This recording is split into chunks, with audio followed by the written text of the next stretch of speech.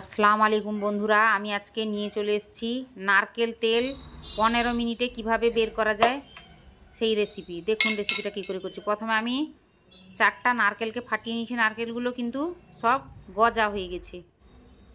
গজা হওয়া নারকেলে কিন্তু তেল খুবই অল্প বেরায়।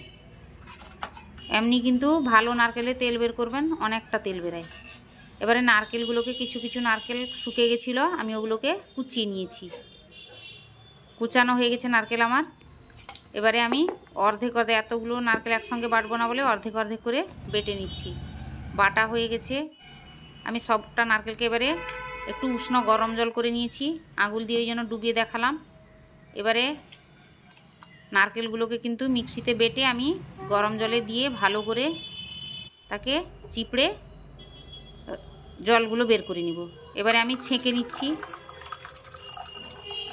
ছেঁকে কিন্তু ভালো করে খাঁকাগুলো কিন্তু চিপড়ে বের করে দিতে হবে।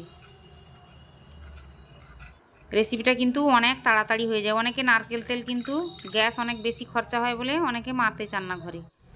এই পদ্ধতিতে নারকেল তেল মারবেন, অনেক তাড়াতাড়ি হবে এবং অনেক গ্যাস খরচা কম হবে।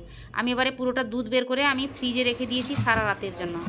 দেখুন সকালে বের করেছি আমি, একদম শক্ত মোটা, উপরে একটা শক্ত মতো তেলগুলো কিন্তু উপরে জমে গেছে। আমি ওই শক্ত অংশটাকে তুলে তেল মারব, নিচে কিন্তু জলটা থেকে যাবে। আমি চামচ দিয়ে পুরোটা সাইড থেকে ছাড়িয়ে দিলাম। এবারে আমি তুলে নিব কড়াই।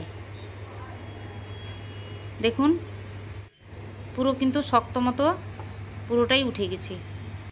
পুরো কিন্তু উপর থেকে তুলে নিয়েছি, কিন্তু জল নিচে থেকে গেছে। পুরো তেলটাই কিন্তু এর মধ্যে আছে। এটাকে ভালো করে ফুটিয়ে নিব, কিন্তু ফুটানোর সময় অনেকটা গাঢ় হয়ে চলে আসবে, কিন্তু তাতে ভয় করবেন না। তাকে ঢাকনা দিয়ে একটু নাড়াতে থাকবেন। এরকম দেখুন তেল দেখুন আলাদা হয়ে গেছে। এবারে তেলটাকে আমি কিন্তু ছেঁকে নিব। তেলটা গরম আছে যেহেতু, তাকে কিন্তু ছেঁকে ঠান্ডা করে কিন্তু কাঁচের জারে ঢুকাতে হবে। আমি এবারে ঢেলে নিয়েছি তেলটাকে।